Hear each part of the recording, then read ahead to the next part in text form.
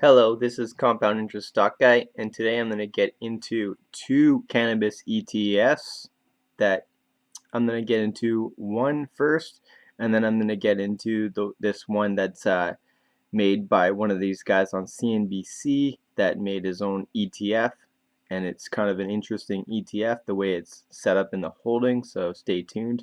If you're new to the channel, please subscribe, hit the bell down below, give me a thumbs up, I appreciate it. Want to disclose I'm not a financial advisor, this is just for entertainment information purposes. I'm also going to be talking about two gold stocks and that are also set up with palladium and silver, one of them, and I'm going to be talking about SUNNIVA and TILT with the chart. So yeah, this is going to be a good episode. So let's get into this. The first ETF is HMUS. So it's ETF from Horizons, and the HMMJ, I believe, has been very successful. A lot of people have made a lot of good money just buying it, and then they get also a dividend on top of that. So this is on the NEO exchange as well, so it's not on the TSX. And they pay a 0.85% management fee. The net assets are 17 million. So it's not, I don't think it's nearly as big as the HMMJ, but I could be wrong. And let's get into the holdings. So it's also trading at 693, and it was up today. It hasn't really like traded in that much of a range, so I mean, I think if you're really bullish on the United States, this is a US ETF based for companies based out of USA, so it's something that people haven't looked into, but I'm gonna show what's on the ETF. And I have not bought any. I've thought about it, but I don't really like the fact that it's so heavily with Curaleaf, just with that fraud with the cancer for CBD. I don't really like that. I would prefer to buy a lot of Harvest Health. I think they're the best player in USA right now. So I do like that they're very heavy in Harvest Health. I think I really like that they're heavy in Charlotte's Web. And Cresco Labs, I'm indifferent, but I think they're a good player. True Leaf, I think that's great that they're the fifth largest holding. I wish they were maybe like the third. Maybe there wasn't so much in Curaleaf, more in True Leaf, I think. But you know, the market does really like Curaleaf, so you never know. Green Thumb Industries, I think is a pretty good player, but I don't know how much percentage I would necessarily put with Green Thumbs. Probably be a lot lower. And MedMen, I'm okay with the 5.83%. And Columbia Care, I'm indifferent because I kind of think of them as a wild card. And Acreage Holdings is 4.48%, and then Eanthus is 3.51. But I want to get the full report, so let's get into this. Take a few seconds to download. So yeah, I was just listening to Gregory Mannarino, and apparently he's getting a headhunter wanted him to work for JP Morgan. Yeah, if you haven't watched Gregory Mannarino, I recommend watching one of his videos. He's very informative on the economy and things, and he does options trading. It's kind of hard to download it, but I do know Halo Labs is in this. I know that SUNNIVA's got like close to a percentage, and High Tide does, and Tilt has about a 1% holding in this. SUNNIVA, yeah, here it is. Okay, Eanthus, okay, CBD MD 0.7, Australia's 0.72%. Terracin close to 3%, Canada Royalty close to 2.5%, Liberty Health Sciences 1%, C21 0.39, SUNNIVA 0.52, Body and Mind 0.31, Canex about 55%, Plus Products about 0.5%, and Planet 13 1.82%, and 1933 Industries 0.57%, and True Leaf, they already talked about it, and Halo's around 0.3%, and Cannabis Holdings 0.23%, and Tilt Holdings about 0.68, and High Tide 0.36, and Green Thumbs, and then Dixie Brands around. Oh, it won't go lower, but yeah, that's pretty much what that is for the ETF.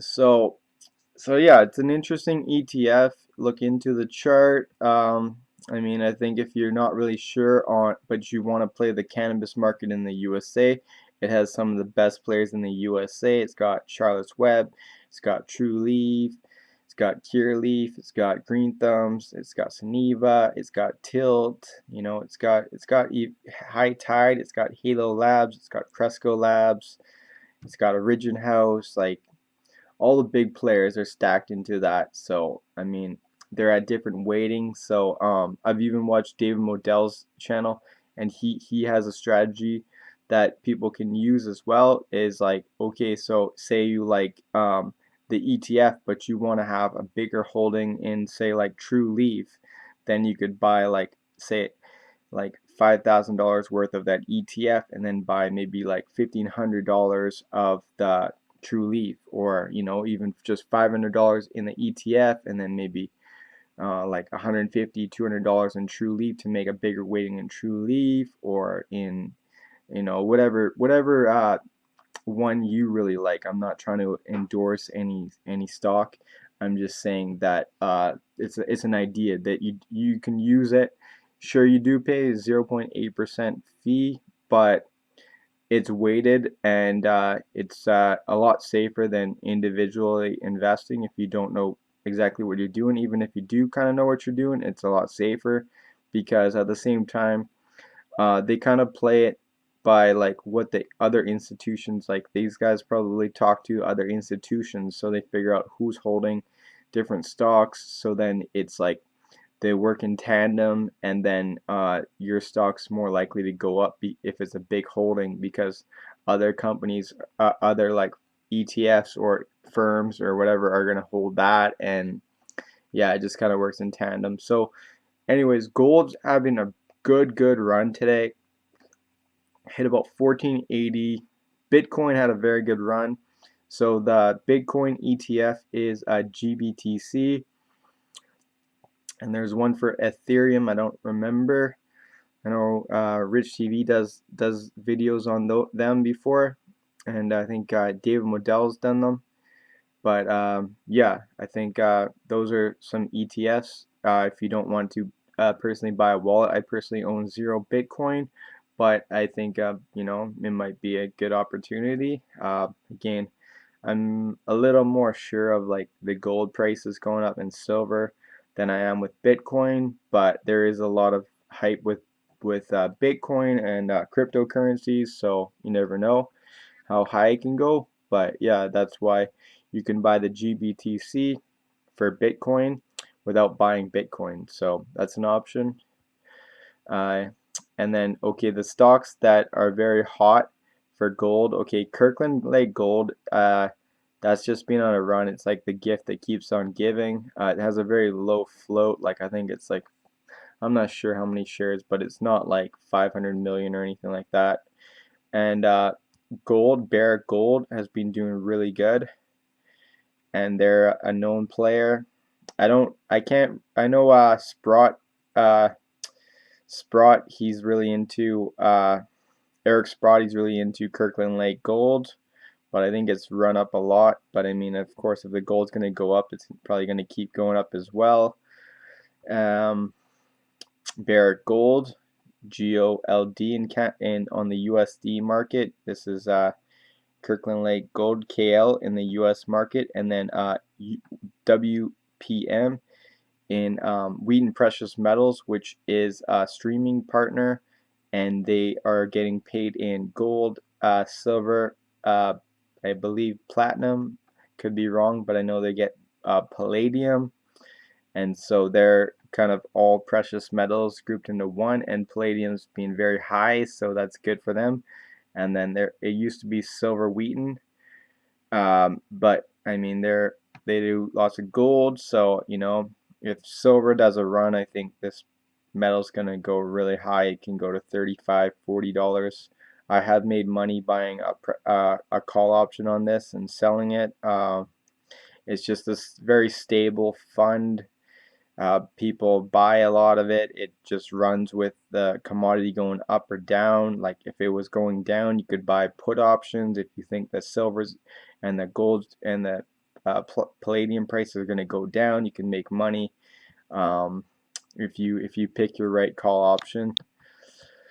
Okay, so let's do Sunniva. So I'm looking at the 4-hour chart, and the reason why I'm looking at the 4-hour chart is because I'm trying to find that curl. You know, I want to find that curl to see where it's like a trend reversal where things are going to start going upwards. And I also like in the Bollinger Bands where it's starting to go up. I think that's a very good sign. The Bollinger Bands are expanding, they're getting wider. That's a good sign for investors. I know that it went down in after hours, but the volume's so low that doesn't really mean anything. It just means that it's kind of testing this T line, and yeah, it looks like it's on the verge of going higher, but again, it's in a range of about 159 to $2 in US dollars, so that's about like $2 to about like 265, 270 in Canadian dollars. That's the range it's in, and it's getting tighter. So I believe it's probably gonna have a very tight range for a little bit, and then the range will start going to 250, $3 and 350 in USD, which is a very good move. And then the Bollinger Bands will expand, because the way the Bollinger Bands work is it gets into a tight range, and then it really opens, like the bottom gets down, and then the Bollinger Band goes out, and it's a lot wider range. And like if you go back, fuck, it's being slow, so I'm not gonna mess with that. We're gonna get into TILT Holdings. So TILT Holdings hit the top of the Bollinger Bands, and I like the fact that it's kind of curling on this T line, and then the Bollinger Bands are expanding. It looks as though that the reversal is really starting to get into effect. You can start to see that it wants to go up to about 0.8 in US dollars, and then run to about $1 in US dollars.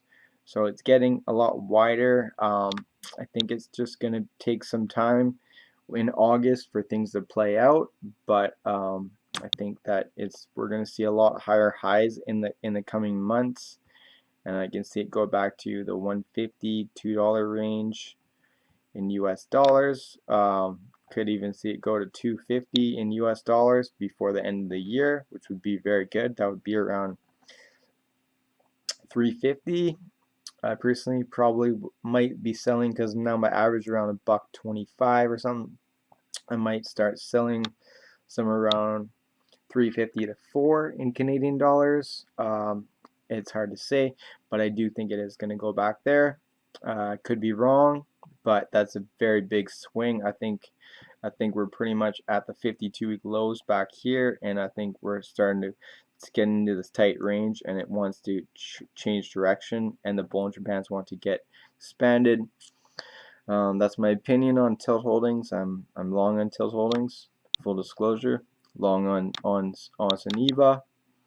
Okay, so this is the ETF, and it's not up to date, but this is Amplify Seymour Cannabis ETF. So it's Tim Seymour is running this basket, and Aurora's a big part of this. This isn't up to date. I looked at it the other day, but this is a interesting what it was on July 24th. GW Pharmaceuticals, Canopy Growth, Organigram are all in the 7% range, and then Hexo Corp is close to 6%, so that's interesting. Hexo Corp's very big. I have a lot of leverage play with Hexo in warrant and call options. Tilray was at 5%. Last time I looked, it wasn't as high, which is interesting. Canaccord Genuity Group, Zynerba is pretty big player, and Rivers. I think that's very interesting that they're playing very heavy on Rivers. It's interesting, 4.3%. I think it's interesting that they're very big on Weed MD, which a lot of people don't really think about, and they're not as big on Village Farms, which I would think that they would have a bigger position in Village Farms than they would in Canopy Rivers or Weed MD, but they are picking. Labs is 3.3%, and that's a good size. I guess they could have it a little higher. I think MetaFarm Labs, if I was picking a fund, I would probably, yeah, have it up a little higher. Because like when you're picking these ETFs, you need to have like stability in your stocks. When I'm buying stocks, I don't need as much stability because the only person I have to answer to is myself. So I'm okay if things go down a day and then they go up like a ton the next day. So but when you have a ETF, your big percentage holdings, or if you run a firm, you need to have very secure funds. And so I think that MetaFirm Labs should probably be up higher on the list because I think they're going to be profitable next quarter. And Cara Therapeutics, I find that interesting. They're very heavy. I did take a look at the chart before, and I've done a little bit. I've never really been too. I never found any nugget of information from Cara Therapeutics to say that that's such a good decision. But I do think that Zynerba Pharmaceuticals does have a lot going for it. So I mean, I may get a call option again for the fall if the chart looks good. I think it's great that they're very heavy in Cannabis, a company I'm very long on, and I find it interesting they're heavy on Emerald Therapeutics. I would probably put a lot like maybe lower from like say 3% down to like 1.5% and put that into Village Farms because they're connected and Village Farms is going to get a lot more value I think in the future just because it's got a lower share count. Supreme Cannabis Company, I find that interesting. They're that heavy on 3%. I mean, I think they're a good company, but I don't know if I guess if they're doing the Weed MD and stuff, I guess it's a pretty decent. And then Flower Corp, that's something. But there's other companies as well in there. I was seeing that they're pretty heavy on 48 North. There are some other ones that were pretty interesting as well. Yeah, it's an interesting thing. How many minutes have we chatted for? 17 minutes. Yeah, let's make it a little bit longer. I'm going to talk about just get into the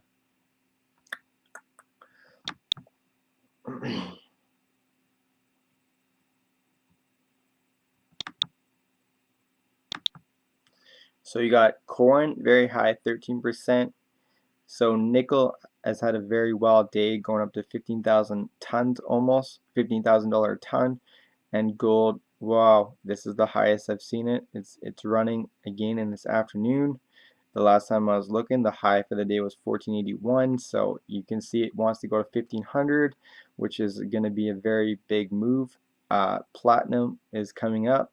The highest I've seen it recently was around 880. I'd like to see it be in the 900s, go to 1000. I'd like it to be above palladium. So if palladium loses value and platinum catches up, that's what I would like to see. I am long on platinum, and copper has gotten killed because copper is an economic metal. So based if the economy is strong, then the copper will be going up. But because China trade war and all this stuff is showing that people do not want to buy much copper. So now as far as nickel goes, nickel is going to be used a lot more into EV cars with Tesla. So what I'm hearing is the more nickel they can put into the batteries, it will make it so that the charge can last longer. So instead of having a car where like, oh, you need every 4 or 5 hours, you need to recharge it, then eventually they can get it to where it's like 15, 20, 30 hours, right? So it's a lot more easy to just go about your life.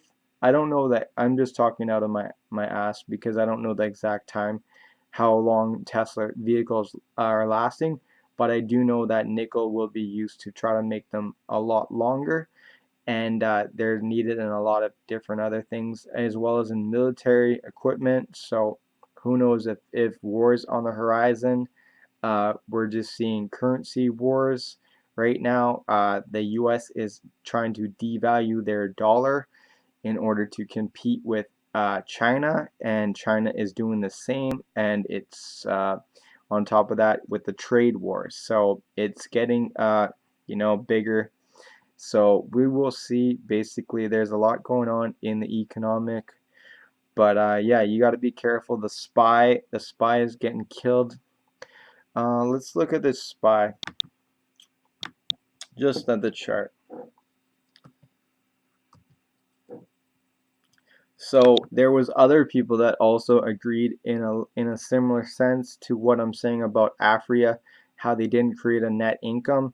There was like that Benjamin Smith was made in a report saying it was based on convertible debentures, and yeah, there's not really like the financial statement from Afria just has some loopholes in it, and I don't really like it. So uh, yeah, I just could tell. The way I looked at it is the SG&A was higher than their profits from their cannabis and their distribution revenues, so there was no way that they could have created a net income. So something was off, and somebody said the GGG money, so I made a video which was very popular. I got one hate from this guy Chris M. I just didn't care to listen to him. He was trying to bully me, and I don't care for bullies. I'm great to have a debate with somebody, but if somebody's going to be unreasonable, that's not my cup of tea, and I don't have time for that. Yeah, so we're looking at this chart. You see it gap down. So it's really hard to see how much further, because eventually all these stocks will be bought up, I believe. I don't think they're gonna crash the market right now. I don't think so. Could I be wrong? Sure. I think they're gonna do something, to try to bring the SPY higher. They're gonna have some news. They're gonna buy more stock, something of that. I don't think they want to crash the market right now. Could I be wrong? Sure. But I think it's gonna go a lot higher, just based off of they want to rate cut. They want to print more easy money. Eventually the market will crash, and it will crash very, very hard. It will crash very, very hard. I also don't think it's the wisest to be super invested into stocks right now. There is a little bit of risk in the market. I'm not going to say there's not risk, and that's why I'm talking about gold stocks, and I'm also, cannabis stocks are kind of like, I think they're more recession proof, and I think as far as, especially if we're going to see like global take shape as far as cannabis, where there's a lot of other countries really participate, and they get very bullish, and a lot of money gets invested into these companies in around Europe and South America and other places, Brazil and all that stuff, and it creates a lot of hype around the globe. I think that's the kind of catalyst the market needs, on top of a big SPY player investing money. Yes, we've seen money from Couche-Tard, and we've seen money from Imperial Tobacco, but these weren't the blockbuster deals that Kronos got and Canopy got. So we need to see those type of deals, or even something such as, okay, so Constellation owns 38%. If they were to take 51% ownership of that, that would be some hype. I mean, I would that would give some momentum to the sector, because that's like about $3 billion, I think, in US or Canadian dollars, that would be added towards Canopy's balance sheet. So anyways, I hope you like this video, you gained some insight. Give me thumbs up for for this video. Leave a comment down below. I also apologize for that video I did previously. The audio was very shitty with Scott Sycamore, but we did talk about some really interesting stuff with Bang CSC, and then there's a lot of different companies that are connected with the spy players, and you know, I had to cut it down. I had a lot longer video, but you know, Scott has a lot of great insight, and yeah, until next time, peace, compound your info, listen to my lingo, and I'm out. Shaka.